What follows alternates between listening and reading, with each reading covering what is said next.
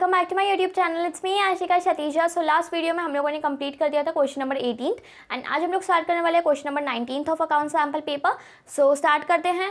इसके अंदर भी दो क्वेश्चंस इंक्लूडेड है, यानी कि क्वेश्चन 19 के अंदर ही दो क्वेश्चंस है। इसमें से आपको जो अच्छा लगे, जो आपको इजी लगे, जो आप इजीली कर सको और जिसमें आप एकदम कॉन्फिडेंट हो, ठीक है, कि मेरे इसमें एटलीस्ट इतने मार्क्स तो आ ही जाएंगे कंपैरेटिवली टू दूसरे अगर मैं क्वेश्चन करूँगा तो उसमें इतना काम नहीं आएगा, ठीक है। सो अगर आप जिस क्वेश्चन के अंदर कॉन्फिडेंट हो तो आप उस क्वेश्चन को अटेम्प्ट करना, ठीक है। सो यहाँ पे बहुत ही ज़्यादा ऐसी कम अपॉर्चुनिटीज़ मिलती है कि कभी कभी एक क्वेश्चन थोड़ा हार्ड होता है, एक क्वेश्चन थोड़ा ईजी होता है, ठीक है। सो क्वेश्चन को पहले अच्छे से समझना, क्या पता जो क्वेश्चन आप अटेम्प्ट करने जा रहे हो वो हार्ड हो और जो नहीं अटेम्प्ट कर रहे हो वो ईजी हो, ठीक है। सो हर क्वेश्चन को अच्छे से समझना आना चाहिए अगर हम लोग अकाउंट्स के पेपर को सॉल्व कर रहे हैं, क्योंकि वहाँ पे एक माइनर मिस्टेक भी हमारे पूरे क्वेश्चन को गलत कर सकती है, ठीक है। सो स्टार्ट करते हैं क्वेश्चन के साथ। सो क्वेश्चन नंबर 19 में क्या लिखा हुआ है? Pioneer fitness limited took over the running business of healthy World limited having the assets of 10 lakh, liabilities of 1,70,000, issuing 8,008% debentures of rupees 100 each at 5% premium, redeemable after 6 years at the rate of rupees 110 and check for rupees 50,000. Pass the journal entries in the books of the Pioneer Fitness Limited. यहाँ पे हमारे जो assets हैं वो cost करते हैं 10 लाख के, जो लाइबिलिटीज़ हैं वो कॉस्ट करती हैं 1,70,000 की, और हम लोगों के बिजनेस की परचेज कंसिडरेशन क्या है वो तीन चीज़ों पे डिपेंड करती है, ठीक है। कौन सी तीन चीज़ें मैं आपको बताती हूँ। सबसे पहली चीज़, इशू कितने पे किया, ठीक है। दूसरी चीज़, रिडेम्पशन हमारा कितने पे हो रहा है, ठीक है। तीसरी चीज़, चेक से कितना पैसा पे किया। इन तीनों को हम लोगों को ऐड करना है, फिर हम लोगों को इसकी परचेज कंसिडरेशन की वैल्यू निकालनी है, ठीक है। तो सबसे पहले हम लोग परचेज कंसिडरेशन की वैल्यू निकाल देते हैं। सबसे पहले जो हार्ड वर्क होता है वो हम लोग कर लेते हैं, ओके।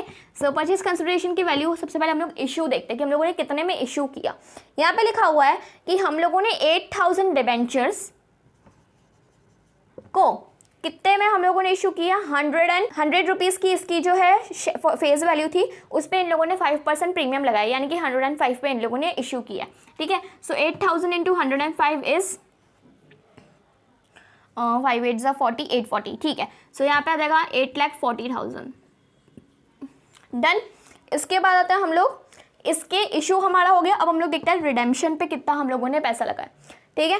8,000 डिबेंचर्स हैं, उसको हम लोग रिडीम कर रहे हैं 110 पे, ठीक है। सो 110 इंटू 8 इज 8,80,000, सॉरी 10% का प्रीमियम। सो 8,000 इंटू 10 इज 80,000, ठीक है। बट अगर हम लोग इसको जो है रिडेम्पशन कर रहे हैं 10 रुपीज़ एक्स्ट्रा पे तो उतना ही हमारा लॉस भी होगा, ठीक है।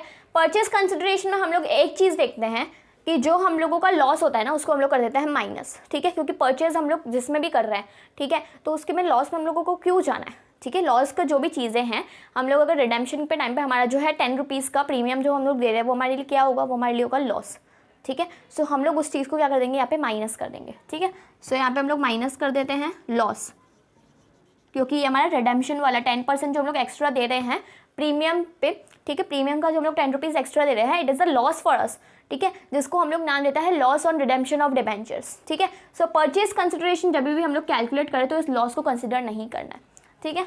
सो यही माइनस कर देते हैं हम लोग 8,000 पे हम लोग 10 रुपीज़ एक्स्ट्रा दे रहे हैं, which is the loss of 80,000।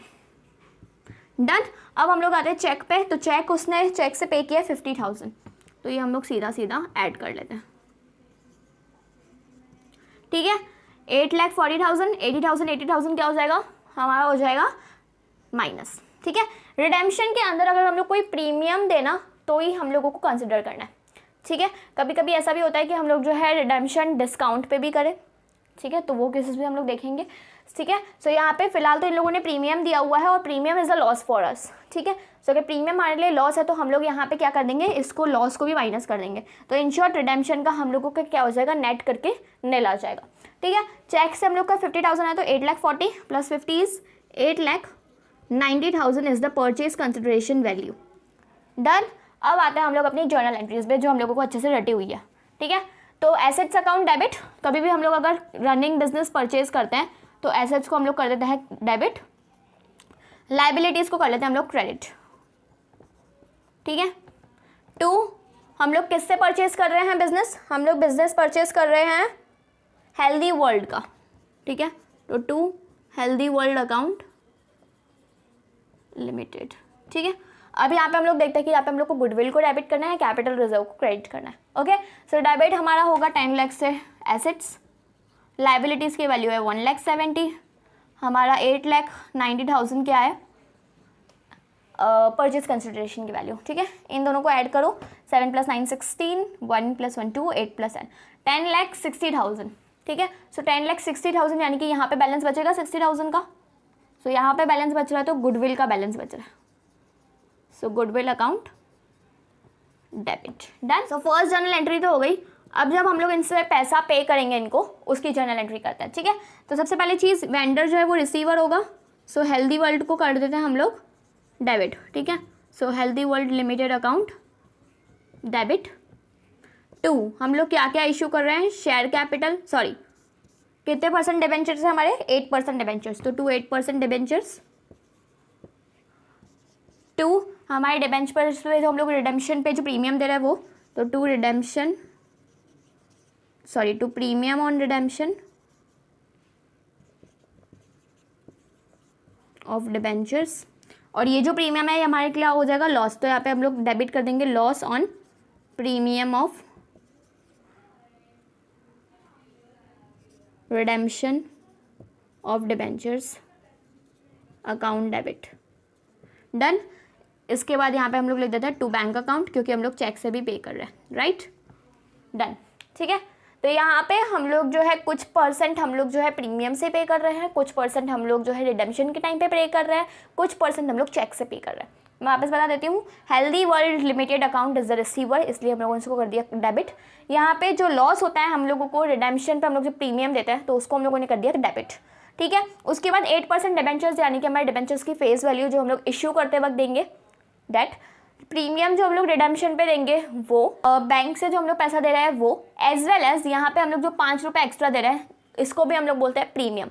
But ये कौन सा प्रीमियम होता है, टू सिक्योरिटीज प्रीमियम। ठीक है,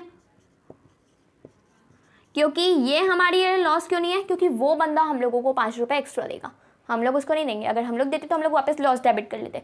जब हम लोग रिडेम्पशन के टाइम पे दे रहे हैं, ठीक है, 10 रुपये एक्स्ट्रा, तो वो हम लोगों ने कर दिया डेबिट। बट जब हम लोग यहाँ पे बंदा सामने वाला हमारा जो हेल्दी वर्ल्ड है, ठीक है, जो हमारा वेंडर जो है, अगर वो हमें पैसा दे रहा है तो वो हमारे लिए क्या होगा, प्रीमियम में जाएगा, right. Healthy World Limited account जिसकी परचेज कंसिडरेशन की वैल्यू है, पहले हम लोग यहाँ पे लिख देते हैं 8,90,000। देन 8% डिबेंचर्स, 8% डिबेंचर्स कितने होंगे हमारे, 8,000 पर डिबेंचर की वैल्यू कितनी है, 100 रुपीज़ है, तो यहाँ पे आ जाएगा 8 lakh. To premium on redemption of debentures, 8,000 पे हम लोग 10 रुपये प्रीमियम दे रहे हैं, ठीक है, कितना हो जाएगा, 80,000 हो जाएगा। सिमिलरली बैंक अकाउंट से हम लोग दे रहे हैं 50,000, चेक से हम लोग दे रहे हैं 50,000। प्रीमियम हम लोगों को 5 रुपये का मिल रहा है 8,000 शेयर्स पे, सो 8,000 × 5 इज़ 40,000। ठीक है, अब यहाँ पे ये जो हमारा रिडेम्पशन के टाइम पे जो हमारा लॉस हो रहा था 80,000 का, इसको सेम अमाउंट से हम लोग यहाँ पे भी डेबिट कर देंगे। ठीक है, बस एक बार रीड करके बता देती हूँ। Healthy World Limited account debit which is 8,90,000, क्योंकि उसकी परचेज कंसिडरेशन की वैल्यू इतनी थी। Then loss on premium of redemption on debentures, sorry loss on premium on redemption of debentures, यानी कि जब हम लोगों ने डिबेंचर्स को रिडीम किया तब हम लोगों का लॉस हुआ 5 रुपये का हर शेयर के ऊपर। शेयर्स हमारे थे 8,000, 8,000 × 10, सॉरी 10 रुपीज़ का लॉस हो रहा है, सो 8,000 × 10 इज 80,000। देन हम लोगों ने डिबेंचर्स 8% डिबेंचर्स लिखे, यानी कि यहाँ पे हम लोग डिबेंचर्स की फेस वैल्यू लिखते हैं। फेस वैल्यू के लिए हम लोगों ने 8,000 × 100 इज 8 लाख। उसके बाद लिखा हुआ to premium on redemption of debentures, वापस वही 80,000 हम लोगों को रिडेम्पशन के टाइम पे प्रीमियम देना पड़ेगा। देन बैंक अकाउंट यानी कि चेक से हम लोग पे कर रहे हैं 50,000। सिक्योरिटीज़ प्रीमियम यानी कि जब हम लोग इशू कर रहे हैं तो हम लोगों को 5 रुपये एक्स्ट्रा मिल रहे हैं हर शेयर पे। शेयर हमारे पास 8,000 है और हम लोगों को 5 रुपये एक्स्ट्रा मिल रहा है, तो 8,000 × 5 इज़ 40,000। तो यहाँ पे हमारी 2 जर्नल एंट्रीज जो है कंप्लीट हो गई। और ये हमारा जो क्वेश्चन था वो किसका था, issue of shares consideration other than cash. Okay, so इसका ये हम लोग नेक्स्ट क्वेश्चन करते हैं। ओके, सो यहाँ पे हमारा क्वेश्चन है lily limited forfeited 100 shares of ₹10 each, issued at 10% premium, 8 rupees called up. ठीक है, सो यहाँ पे हमारा फोरफीचर वाला केस है। यहाँ पे हम लोगों को लिखा हुआ है कि लिली लिमिटेड जो है उसने 100 शेयर्स को फोरफिट कर दिया है, जिसमें हर शेयर की वैल्यू कितनी थी 10 रुपीज़, और हम लोगों ने उसमें से खाली अभी तक 8 रुपये ही कॉल्ड अप किया, right. On which a shareholder did not pay 3 of allotment which is including the premium and first call of ₹2. Out of this, 60 shares were reissued to Ram as fully paid for 8 rupees per share and 20 shares to Suraj as fully paid for 12 rupees per share at different intervals of time. Prepare share forfeiture account. Okay, तो यहाँ पे हम लोग को simple एक forfeiture का question मिला है, बहुत ईजी है। यहाँ पे सबसे पहले हम लोग 2 एंट्रीज कर देंगे forfeiture और रीइशू की, फिर हम लोग स्टार्ट करेंगे forfeiture अकाउंट बनाना, ठीक है।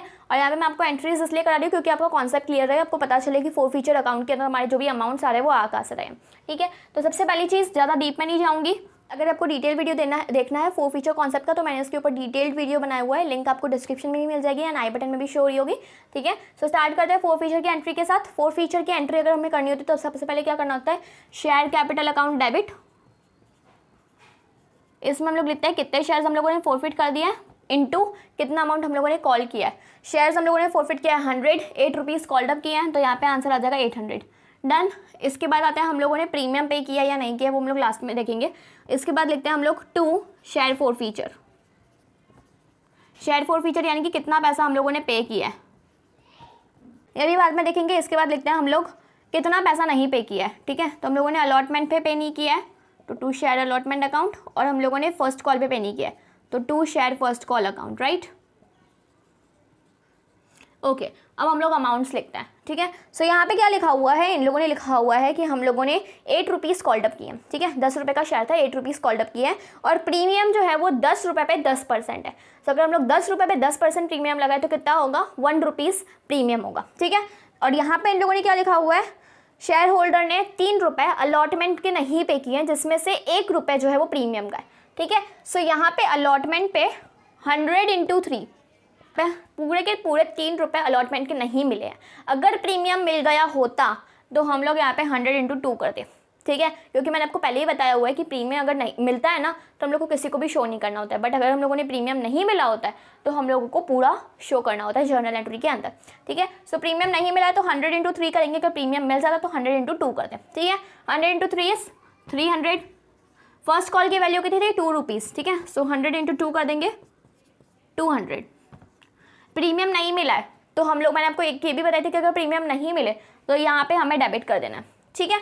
तो यहाँ पे हम लोग लिखते हैं सिक्योरिटीज प्रीमियम अकाउंट डेबिट। कितना नहीं मिला है, 1 रुपीज़ नहीं मिला है, सो 100 × 1 इज 100, ठीक है। अब आप चाहो तो शेयर फॉरफीचर का अमाउंट जो है इसको बैलेंसिंग करके भी निकाल सकते हो। अगर आपको बैलेंसिंग करके तुक्का नहीं लगाना है तो आप लॉजिकली भी निकाल सकते हो। मैं आपको बताती हूँ कैसे। देखो, 8 रुपीज़ कॉल्ड अप किए हैं, जिसमें से हम लोग अगर खाली फेस वैल्यू की बात करें, शेयर कैपिटल की बात करें, खाली कैपिटल की, सिक्योरिटीज प्रीमियम एक बार साइड में रखते हैं, ठीक है। तो 2 रुपये अलॉटमेंट के थे, 2 रुपये फर्स्ट कॉल के थे, ठीक है। 8 में से 4 रुपये चले गए तो 4 रुपये जो बचे वो हमारे कितने होंगे, एप्लीकेशन के होंगे, राइट। तो हम लोगों को अगर 4 रुपये नहीं मिले तो 100 × 4 इज 400। वापस बताती हूँ, 8 रुपीज़ कॉल्ड अप किए हैं, जिसमें से 2 रुपये कैपिटल की बात कर रही हूँ खाली, ठीक है।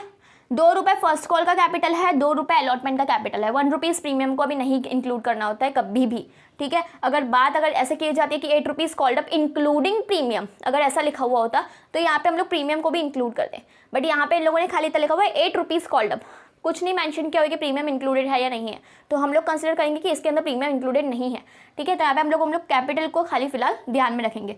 तो कैपिटल में 2 रुपये इसका कैपिटल था, 2 रुपये अलॉटमेंट का कैपिटल था, 4 रुपये चले गए, सो 8 - 4 यानी कि रिमेनिंग 4 यानी कि जो हम लोगों को बचे वो हम लोगों को मिले होंगे। सो 100 × 4 इज 400। डन। यहाँ पे भी सेम ही केस है, अगर आप चाहो बैलेंसिंग करके तो 800 + 100 900, 900 में से 500 क्रेडिट वाले माइनस कर दो, 400 बचेगा यहाँ पे, ठीक है। लॉजिकली भी बता दिया, और अगर आपको तुक्का मारना है तो आप वैसे भी कर सकते हो, ओके। बट अगर आपको तुक्का मारना है तो आपको ये सारी चीज़ें पता होनी चाहिए। शेयर कैपिटल में हम लोग कैसे अमाउंट लाते हैं, प्रीमियम के अंदर कैसे लिखते हैं, अलॉटमेंट के अंदर कितना अमाउंट लिखना चाहिए, कैसे लिखना चाहिए, फर्स्ट कॉल में कैसे। अगर आपको ये सारी चीज़ें पता है तो आप यहाँ पे तुक्का मार सकते हो, बट अगर आपको ये सारी चीज़ों के बारे में नहीं पता है तो मोस्टली प्रेफरेबल यही लगेगा कि आप लॉजिकली करो, ओके। सो सेकेंड इसकी जर्नल एंट्री होती है री इशू करने की, ठीक है। सो री इशू का करते टाइम बैंक अकाउंट डेबिट। अब यहाँ पे देखो क्या होता है, इन लोगों ने लिखा हुआ है कि इन शेयर्स में से 60 शेयर्स पे हम लोगों ने 8 रुपीज़ पर शेयर पे एक इशू किया, यानी कि जो हम लोगों ने 60 शेयर्स जो री इशू किए हैं ना, उसमें हम लोगों ने शेयर्स की वैल्यू रखी है 8 रुपीज़, ठीक है। और रिमेनिंग जो 20 शेयर्स बचे हैं, ठीक है, इन लोगों ने खाली 80 शेयर्स को ही रीइशू किया है 100 में से, तो 60 शेयर्स पे तो हम लोगों ने खाली 8 रुपीज़ रखे हैं और 20 शेयर्स पे हम लोगों ने 12 रुपीज़ का रखा है, ठीक है, 12 रुपीज़ पे रीइशू किया। तो जिस पे हम लोगों ने 8 रुपीज़ पे रीइशू किया उस पर हम लोगों को 2 रुपये हम लोगों को कम मिलेंगे। तो जो 2 रुपये कम मिलेंगे ना वो हम लोग कहाँ से उठाएंगे,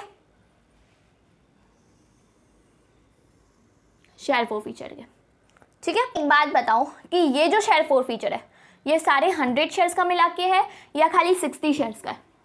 सारे 100 शेयर्स का मिला के, क्योंकि यहाँ पे हम लोगों ने हर जगह 100 शेयर्स के हिसाब से ही अमाउंट लिखा है। ओके, तो ये जो शेयर फोरफीचर होगा, जो शेयर फोरफीचर यानी कि एक फंड होता है, ठीक है, ये समझ लो कि एक फंड होता है जो खाली 100 शेयर्स के लिए यूज़ कर सकते हैं। अगर 60 शेयर्स के लिए यूज़ करना होता है तो उसके लिए शेयर फोरफीचर का अमाउंट अलग होगा, ठीक है। तो पहले हम लोग देखते हैं कि 60 शेयर्स के लिए शेयर फोरफीचर का अमाउंट कितना होगा, ठीक है। तो यहाँ पे देख लेते हैं, अगर हमारा 100 शेयर्स के लिए शेयर फोरफीचर का अमाउंट है 400, तो 60 शेयर्स के लिए कितना? ओके, तो 60 into 400 divide by 100, 0 0 0 0, 60 into 4 is 240। अगर हम लोगों को 60 शेयर्स जो रीइशू की है उसके लिए हमारे पास शेयर फोरफीचर का फंडिंग है 240 रुपीज़, ठीक है। हम लोग खाली 240 ही यूज़ कर सकते हैं, उससे ज़्यादा नहीं, ठीक है। सो यहाँ पे 240 हमारे पास जो है 60 शेयर्स के लिए है, ठीक है। अब यहाँ पे इन लोगों ने बोला कि 8 रुपीज़ है, 8 रुपीज़ पे हम लोगों ने रीइशू किया, यानी कि 2 रुपये हमें नहीं मिलेंगे, वो हम लोग कहाँ से उठाएंगे?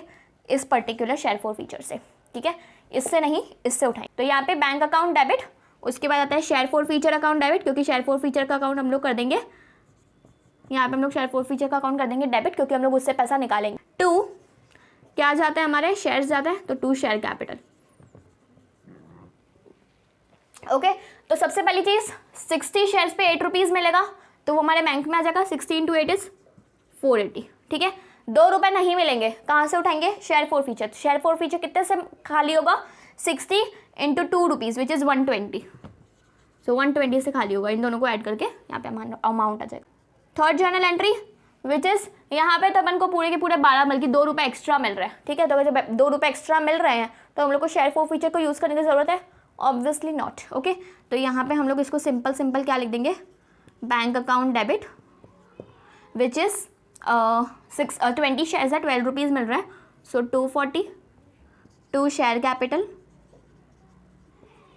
शेयर कैपिटल में हमेशा फेस वैल्यू आती है, तो 20 इंटू 10 इज़ 200, और सिक्योरिटीज़ प्रीमियम को हम लोग अलग से लिखेंगे, securities premium reserve 20 into 2 is 40। अब यहाँ पे हम लोगों को ये हम लोगों ने फोरफीचर अकाउंट यूज़ किया है, तो ये फोरफीचर अकाउंट अगर हम लोगों ने यूज़ किया है तो हम लोग इसको कैपिटल रिजर्व में भी ट्रांसफ़र करेंगे। ओके, सो पहले कैपिटल रिजर्व में ट्रांसफ़र कर लेते हैं। 60 शेयर्स के लिए हमारे पास फोरफीचर अकाउंट था 240, जिसमें से हम लोगों ने 120 यूज़ कर लिया। कितना बचेगा? खाली 120 का ही बचेगा। तो जो शेयर फोरफीचर का अमाउंट बचा which is share forfeiture account debit 120, उसको हम लोग ट्रांसफ़र कर देंगे कैपिटल रिजर्व में। डन। अब यहाँ पे हम लोग देखते हैं कि 20 शेयर्स के लिए कितना शेयर फोरफीचर अकाउंट हमारे पास है, ठीक है। सो यहाँ पे हम लोग देखते हैं, अगर 100 शेयर्स के लिए 400 का शेयर फोरफीचर अकाउंट है तो 20 शेयर्स के लिए कितना? Okay, so 20 into 400 divide by 100 कर देंगे। 80 रुपीज़ का हमारे पास शेयर फोरफीचर अकाउंट है। किसके लिए? खाली 20 शेयर्स के लिए। तो इसकी अब हम लोगों ने शेयर फोरफीचर अकाउंट हम लोगों ने बिल्कुल भी यूज़ नहीं किया 20 शेयर्स के लिए, ठीक है, क्योंकि इसका हम लोगों को पूरा का पूरा पैसा मिल रहा था, ऊपर से हम लोगों को 2 रुपये सिक्योरिटीज़ प्रीमियम का भी मिल रहा था, ठीक है। तो इसका तो हम लोगों ने शेयर फोरफीचर यूज़ नहीं किया। तो पूरा का पूरा जो भी अमाउंट है शेयर फोरफीचर का विच इज़ 80 रुपीज़, वो हम लोग पूरा का पूरा ट्रांसफ़र कर देंगे कैपिटल रिजर्व में, ठीक है। So 5th journal entry is share forfeiture account debit to capital reserve 80। Done. अब हम लोग बनाते हैं फोरफीचर अकाउंट, ठीक है। अब आपके लिए बहुत ही ज़्यादा इजी हो जाएगा फोरफीचर अकाउंट बनाना, ठीक है। स्पेस थोड़ी कम है, बट मैं आपको यहाँ पे एक ही बोर्ड पे इसलिए करा रही हूँ क्योंकि आपको कन्फ्यूजन नहीं होगा। ओके, सो पर्टिकुलर्स अमाउंट, पर्टिकुलर्स अमाउंट, ठीक है। अब देखते हैं हम लोग शेयर फोरफीचर कहाँ आ रहा है। एक जगह यहाँ पे हो रहा है, फर्स्ट जर्नल एंट्री के अंदर यहाँ पे आ रहा है, ठीक है। शेयर फोरफीचर का अमाउंट आ रहा है 400, ठीक है। किसके थ्रू आ रहा है? शेयर्स के थ्रू आ रहा है, कहाँ पे शेयर फॉर फ्यूचर अकाउंट हम लोगों ने क्या किया हुआ है, क्रेडिट, तो इधर भी हम लोग लिखेंगे क्रेडिट साइड पे क्या लिखेंगे, शेयर कैपिटल। ओके, तो यहाँ पे लिख देंगे by share capital 400, done. Okay, अब हम लोग आते हैं second journal entry which is this. यहाँ पे हम लोगों ने शेयर फॉर फ्यूचर यूज़ किया है, कितने का यूज़ किया है हम लोगों ने, 120 से। किसके लिए यूज़ किया है, शेयर्स के लिए यूज़ किया है, ठीक है। सो यहाँ पे शेयर फॉर फ्यूचर क्या हो रहा है, डेबिट हो रहा है, तो डेबिट साइड पे लिख देंगे 2 शेयर कैपिटल, क्या अमाउंट है 120, डन। थर्ड जर्नल एंट्री में हम लोगों ने यूज़ किया है share forfeiture account, no. Fourth journal entry में यूज़ किया है, yes, share forfeiture account debit हो रहा है यहाँ पे भी, और किसके थ्रू क्यों हो रहा है, कैपिटल रिजर्व में ट्रांसफर करने के लिए, तो यहाँ पे हम लोग डेबिट साइड पे लिख देंगे 2 कैपिटल रिजर्व, कितना अमाउंट है 120 अगेन, ठीक है। जर्नल एंट्री में भी हम लोगों ने शेयर फॉर फ्यूचर अकाउंट को यूज़ किया है, उसको भी हम लोगों ने कर दिया डेबिट, और किस लिए किया है, कैपिटल रिजर्व में ट्रांसफर करने के लिए। सो यहाँ पे हम लोग लिख देंगे 2 कैपिटल रिजर्व 80, बस खत्म। इतना इजी क्वेश्चन है, ठीक है, बट जिसको ये एंट्रीज नहीं आई उसका ये पूरा क्वेश्चन खत्म, गलत। इतनी इजी जर्नल एंट्रीज अगर आप लॉजिकली देखो ना तो ये बहुत ही ज़्यादा इजी है, ठीक है। अब हम लोग क्या कर देंगे, इसकी बैलेंसिंग कर देंगे। सो यहाँ पे लिख देंगे 2 बैलेंस क्लोज डाउन, ठीक है। 400 था, 120 प्लस 80 200 माइनस कर देंगे, सो 200 बचेगा, ठीक है। 200 में से 120 और माइनस कर देंगे तो हमारे पास बचेगा 80 रुपीज़, तो यहाँ पे टोटल आएगा 400। वापस एक बार बता देती हूँ कैसे आया।